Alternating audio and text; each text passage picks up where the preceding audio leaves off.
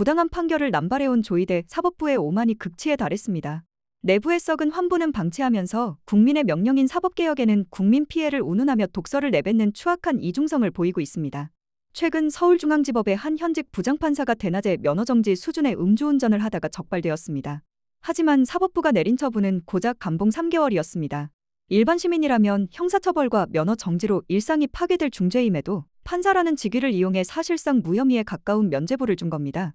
외부의 개혁 요구에는 사법 독립을 외치며 발악하면서 정작 내부의 범죄에는 한없이 관대한 사법부의 민낯이 그대로 드러난 순간입니다. 이런 상황에서도 조이대 대법원장은 반성은커녕 사법개혁 저지에 혈안이 되어 있습니다. 조이대는 출근길 인터뷰에서 사법개혁 3법을 두고 대한민국 사법부 80년 틀을 흔드는 것이며 국민이 직접 피해를 입을 것이라며 국회를 향해 공개적인 협박을 가했습니다. 독일의 사례조차 우리 헌법과 다르다며 부정하는 그의 모습은 기득권을 지키기 위해서라면 논리도 상식도 내팽개치겠다는 선전포고나 다름없습니다. 조이대가 이토록 발악하는 이유는 명확합니다. 사법개혁 3법이 통과되는 순간 판결이라는 이름으로 휘둘러온 절대 권력이 책임의 영역으로 끌려오기 때문입니다. 의도적인 판결 왜곡을 처벌하는 법왜곡죄와 대법원의 독선을 견제할 재판소원제가 도입되면 조이대의 중심의 일극체제는 붕괴될 수밖에 없습니다. 결국 그가 말하는 국민 걱정은 자기 권력을 잃지 않으려는 비겁한 핑계일 뿐입니다. 윤석열에게는 최저형을 내리고 권력 부역자들에게는 구형의 절반도 안 되는 판결을 상납해온 조이대 사법부가 감히 국민을 입에 담을 자격이 있습니까? 부장판사의 음주운전조차 제대로 단죄하지 못하는 사법부가 국민의 최후 보루를 자처하는 것 자체가 대국민 기만입니다. 이런 가운데 국회 행안위에서는 국민투표법 개정안을 처리하며 개헌을 위한 포석을 깔았습니다. 이는 사법개혁이 헌법 문제로 비화될 경우 필요하다면 국민투표를 통해서라도 구조 개편을 완수하겠다는 강력한 보험입니다. 사법부가 끝까지 개혁에 저항한다면 이제는 입법을 넘어 국민이 직접 그 권력의 뿌리를 뽑아낼 판이 짜이고 있는 겁니다. 지금처럼 대법원장이 추천을 해서 대통령이 임명하는 대법관을 그렇게 하는 것과 또 하나는 대법원장은 대통령이 그냥 임명하는 이걸 어떻게 좀 더 민주적으로 바꿀 수 있는 방법은 없는 건가요? 있죠. 근데 그건 이제 헌법을 바꿔야 되는 일이라서 대법원장의 제청으로 대법관을 국회에 동의를 얻어서 임명하는 거는 헌법 개정 사항이거든요. 법률 개정 사항으로 할 수 있는 거를 먼저 하고 우리가 어차피 개헌 논의를 해야 되니까 대법원장의 제청권을 사실은 없애야 되는 거죠. 원래 이제 대법원장 제청권을 뒀던 이유가 외부의 정치적인 압력으로부터 조금 사법부를 지키는 기능을 하기 위해서 군부 독재 시절의 기억 때문에 그렇습니다. 근데 지금 현상적으로 보니까 대법원장의 제청으로, 그러니까 대법원장의 은덕을 받아서 대법관이 됐으니까 제가 거기에 보은하겠습니다. 이런 모습이 이번에 5명이 쓴 보충 의견을 통해서 적나라하게 나와버렸어요. 거기에 신숙희, 박영재, 마용주, 여기가 어찌 보면 초짜 대법관들이거든요. 임명된 지 얼마 안 된 대법관들이니까 충성과 보은의 시스템, 이거는 이제 해체해야 될 것 같습니다. 헌법재판소장 같은 경우에는 지금 헌법재판관의 임명에 영향을 미치는 자리가 아니잖아요. 그러니까 결과적으로 드러나는 면을 보면 헌법재판소장은 8대1로 의견이 갈릴 때 1이 되는 경우가 있습니다. 그런데 대법원에서는 절대 그렇지 않거든요. 항상 대법원장은 다수 의견에 섭니다. 그걸 대법원장의 무오류, 대법원장의 절대적 권위 이런 걸로 지금 사법부가 떠받들고 있거든요. 그러니까 그런 부분들을 대법원장도 원오브댐으로 대법관들의 전원합의체, 대법관 회의를 주재하는 체어맨으로서의 역할을 하고 사법부를 대변할 수 있는 사법행정을 관장하면서 국민들에게 제대로 된 사법 서비스가 될 수 있도록 민주적으로 기능하는 사람으로서 바꿔야 되는 거죠. 지금은 무슨 법조계 전체의 황제인 것처럼 그렇게 돼 있죠. 대법원장이 딱 그렇게 있는 거예요. 대법원 자체가 비민주적인 기구가 돼 있는 가장 비민주적인 형태로 돼 있죠. 대한민국의 국록으로 월급을 받는 사람들이 서열이 딱 정해져 있어가지고 자기 앞사람 뒷사람을 알고 니들 한 줄로 서 그러면 딱 한 줄로 쓰는 조직이 군대하고 법원밖에 없다. 사법부가 그렇다라고 하는 거는 많은 분들이 놓치고 계시고 잘 믿고 싶어 하지 않으시더라고요. 예. 근데 헌재 같은 경우도 이렇게 여야 추천하고 네네. 대통령이 하고 또 정치화되는 문제가 있잖아요. 지난번 이 탄핵이 늦어지면서 맞습니다. 그런 문제들이 이제 막 나왔었는데 하여간 그것도 좀 숙제인 것 헌재 같아요. 바꿔야 됩니다. 헌재도 법조인들만 지금 할 수 있게 돼 있단 말이에요. 헌재 그것부터 철폐해야 됩니다. 이것도 이제 헌법 개정 사항이라서 그런데 그다음에 헌법재판관의 구성 문제에도 이거는 시민들이 추천하고 시민들이 임명하는 헌법재판관이 반드시 있어야 되는 것이고 대법원장이 헌법재판소 구성에 관여하는 거는 끊어야 되는 거고 앞으로 이제 법이 개정되게 되면 대법원은 헌법재판소의 하위기관이에요. 근데 거기에 수장이 여기다가 자기 사람을 추천한다 이거는 말이 안 되거든요. 그리고 대법원장의 입장에서 가지고 있는 어떤 절대적인 인사권, 그러니까 전체 법관의 인사권을 다 갖고 있으면 물론이고 대법관의 제청권, 헌법재판관 추천권 이런 거를 가지고 말 잘 듣는 이에게 내가 은사를 베풀이라 이런 식으로 이제 해왔었단 말이죠. 그걸 좀 깨야 될 것 같습니다. 조희대 원장은 이게 국민 신뢰만이 아니라 법원 내부에서도 신뢰를 맞습니다. 완전히 잃어서 사퇴 주장이 법원 내부에서 나오고 있지 않습니까?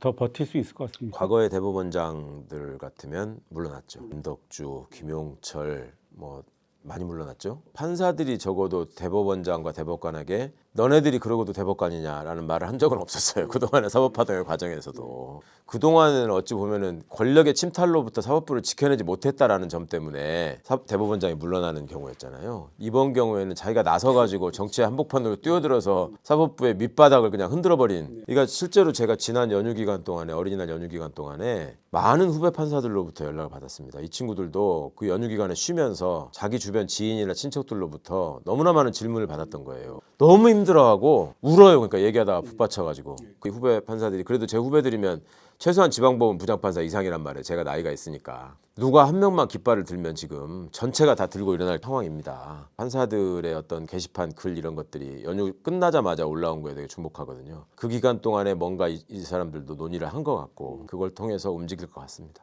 자, 이번엔 그러면 검찰 얘기를 좀 해보겠습니다. 검찰 개혁이 아니라 검찰 해체라고 말을 해야 될 것 같은데. 네. 그럼 뭐 거스를 수 없는 대세가 된 거 아닙니까? 윤석열이가 다 망가뜨려 놓은 검찰이라는 집을 그 안에 살고 있던 주민들마저 심우정이가 전부 다 관에 넣고 뚜껑에다 못을 박아버렸다. 이게 검사들의 얘기거든요. 저한테 직접 제 귀로 들은 얘기인데 본인들 스스로도 알고 있고요. 그러니까 지금 탈출 러시가 벌어지고 있잖아요. 검사들이 다 퇴직하고 젊은 검사들이 사표를 지금 많이 내고 있고요. 유일한 희망이 한동훈이 혹시라도 대통령이 되면 살 수 있을까. 그쪽에 베팅을 했었죠. 그래서 사실은 그걸 많이 했잖아요. 그 바람에 오세훈이 그냥 물을 머금고 이런 상황이 됐는데 지금 이제 그마저도 무산됐잖아요. 그러니 어디 기댈 데가 없고 마지막 몸부림은 칠 것 같습니다. 그 전에 했던 방식으로 새로운 권력의 입맛에 맞는 사건들을 좀 손에 쥐고 만들어서 그래도 이것까지는 우리를 쓰시죠. 딜을 제안해올 가능성이 있어 보이는데 다른 누구보다도 지금 가장 유력한 대통령 당선 가능성이 있는 후보가 이재명이다 보니까 본인이 뭐 너무너무 그 실체를 잘 알잖아요. 그러니까 거기서 무슨 타협을 하거나 딜을 할 가능성은 없는 것 같고 절대 다수의 의석을 점하고 있는 우리 민주개혁 진영의 의원들 스스로가 너무나 이 민낯을 받고 또 그런 거 저런 걸 다 넘어서서 국민들이 실시간으로 정말 많은 상황들을 목격을 하셨기 때문에 여기를 거스를 수가 있을까요? 이거는 이제 갈 수밖에 없는 길이고 단지 이거를 얼마나 연착륙시키느냐 문제만 남은 것 같습니다. 기소 같은 경우에도 기소 대배심 도입은 필요한 거잖아요. 그럼요. 지금 검찰이 운영하고 있는 수사심의위원회라는 게 정말 기만적인 제도 아닙니까? 눈 가리고 아웅이죠. 그야말로 누군지도 모르고 자기들 원하는 사람 그냥 갖다가 데려다 놓고 자기들이 요약한 자료 보여주고 자기들이 원하는 결론 나오게 하면서 이게 마치 무슨 시민들이 참여하는 것처럼 우리나라의 이 제도 개혁이라는 게 대부분 그런 것 같아요. 정관 예우도 그렇고요. 그럼 말도 못 꺼내는 거 아닙니까? 그러니까 지금까지 우리의 이 수준이라는 게 너무나 민주주의와 거리가 먼.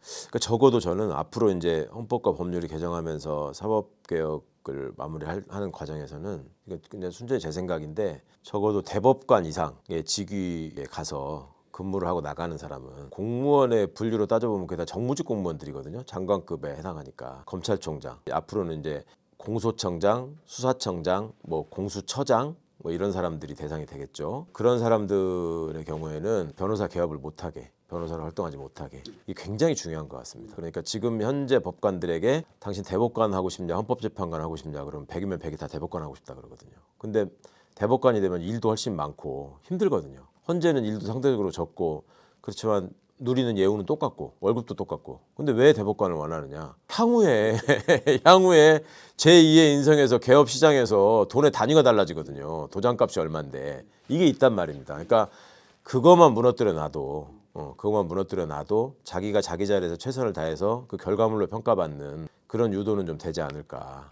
일본만 해도 정관예우라는 단어 자체가 없다는 거 아니에요? 일본은 그냥 평판사로 나가더라도 평생 하는 거지 변호사 한다는 생각 안 해요. 세계적으로 이 대법관들 일선 판사는 물론이고 대법관을 마치고 나가가지고 변호사를 하는 나라가 있습니까? 거의 없죠. 없잖아요. 제가 보기에는 없어요. 네. 그건 정말 법으로 금지해야 될 것 같아요. 이제는 그럴 때가 됐어요. 이제 그렇게 하면 옛날에는 그거 틀림없이 지네들끼리 이제 위헌법률 심판 제청해가지고 위헌이라고 하고 막 하면서 다시 변호사 할 수 있다면 이렇게 할 거거든. 지금 이렇게 국민적인 어떤 민감도가 높아졌을 때 해야 된다고 봅니다. 책의 결론 부분에서 리영희 선생의 새는 좌우의 날개로 난다를 언급하시면서 보수와 진보라는 양날개를 균형 있게 펼쳐서 더 높은 하늘을 마음껏 활공할 수 있기를 바란다라고 쓰셨는데요. 우리나라에 정말 이런 날이 올까요? 오도록 해야 되지 않겠습니까? 그러니까 이제 리영희 선생님 말씀을 우리가 좀 오독하는 경우였다고 저는 생각하거든요. 이 새는 좌우의 날개로 난다는 말이 보수와 진보가 있어야 된다라는 정도로 받아들이고 있는데 사실은 이게 균형 잡힌 날개가 돼야 된다는 의미가 더 크잖아요. 그래야지 제대로 날 수 있는 거잖아요. 그렇게 될 수 있길 너무너무 소망하고 그리고 이제 그런 싹은 저는 만들어지고 있다고 생각합니다. 혹시 마지막으로 하시고 싶은 말씀 있으시면? 책을 낼 때 주로 이 책을 읽어줬으면 하고 생각했던 저희 나름의 이제 타겟 독자가 있습니다. 저는 대학교 1학년 정도 되는 거기서 우리 사회가 갖고 있는 문제를 어떤 시각으로 바라봐야 하는가 하는데 좀 참고가 됐으면 하는 마음이었습니다. 20대 남성들이 갖고 있는 그 좌절 내지는 분노의 뿌리 이런 것들을 이제 깊이 알아야 될 필요가 있고 그건 기성세대의 책임이고 근데 그 당사자들도 과연 그냥 절망하고 분노하는 것으로 끝낼 일인가 자기들이 분명히 세상의 주역인데 앞으로 세상을 이끌어갈 사람들인데 그런 차원에서 이 책을 좀 봐줬으면 좋겠다라는 바람이 있었고요. 그래서 저희 아이들이 이제 마침 대학생이라서 부모님들은 부모님들대로 우리가 겪어왔던 정치 현실을 한번 진단해보고 재구성하는 참고 자료가 되셨으면 좋겠고 무엇보다 더 바라는 거는 우리 자녀 세대들이 세상을 새롭게 만들어가는 데 있어서 조금이라도 저희가 밑거름을 좀 최근에 이제 김상민 전 검사나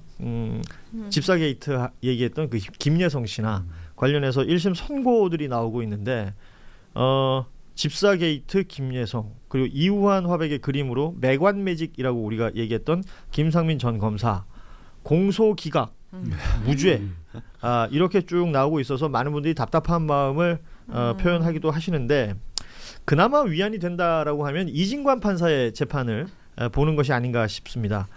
이진관 판사가 이제 박성재 전 법무부 장관 2차 공판을 어제 진행을 했었는데 이 재판에서 내란 중요임무 종사 혐의 등 뭐 여러 가지를 다투게 되죠. 질문들이 뭐랄까요? 뾰족했다 그럴까요? 아니면 날카로웠다 그럴까요?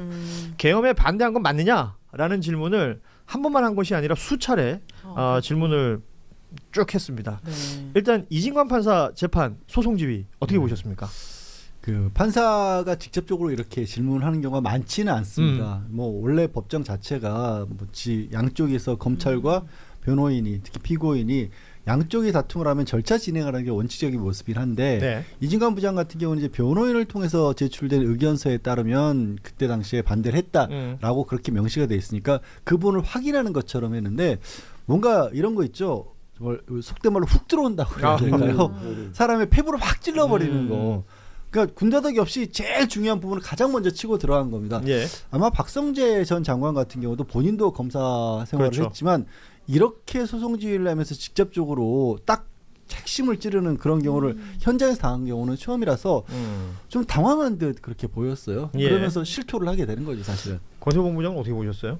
이게 우리가 궁금한 거죠. 본인은 반대를 했다는데 어디서 누구한테 반대를 했는지 이게 알 수가 없고 그리고 반대를 한다고 할 때 우리가 반대를 하거나 제지를 하거나 아니면 그냥 거기서 이탈을 하거나 이게 소극적인 그 반대죠.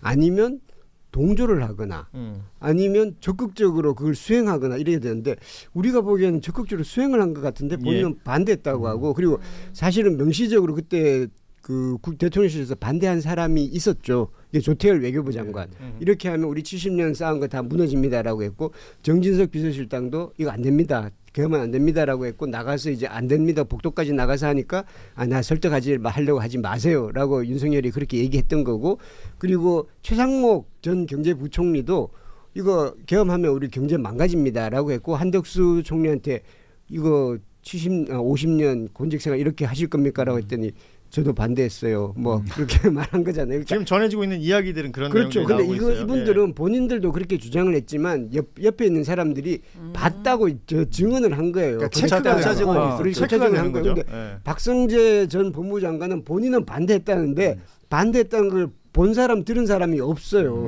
그러니까 당연히 언제 반대했는데 누구한테 반대했는데 어떻게 반대했는데 그러면 지금은 생각이 달라졌어? 그 물어볼 수밖에 없는 거죠. 그렇죠. 이 박성재 전 장관 입장에서는 당황스러울 수 있지만 국민 입장에서는 너무 당연한 질문이라고 생각하고요.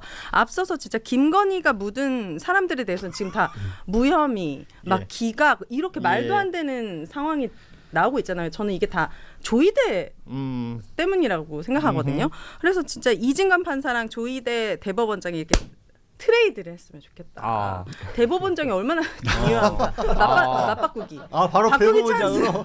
아니 나 좀 그런 것 좀 했으면 좋겠어. 이거 이렇게 쭉 가다가 스포츠가 아닌데 지금 하이파이브 하면서 내가 맡을게. 그러니까 대법원장하고 대법관도 아니라 그냥 지금 부장판사하고 대법원장을 많이 트레이드하자.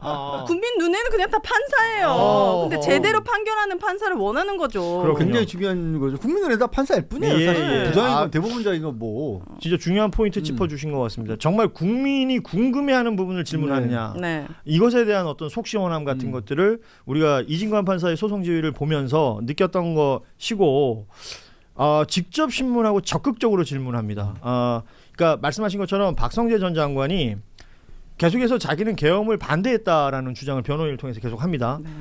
그랬더니 그럼 지금은 어떠냐? 당시 비상계엄 요건을 갖췄다고 생각하느냐? 비상계엄에 반대한 것이 법적인 문제냐 아니면 정치적 성향 때문이냐? 정치적 상황 때문이냐? 법적으로 문제가 없는 것이냐? 정치적으로는 문제인 것이냐?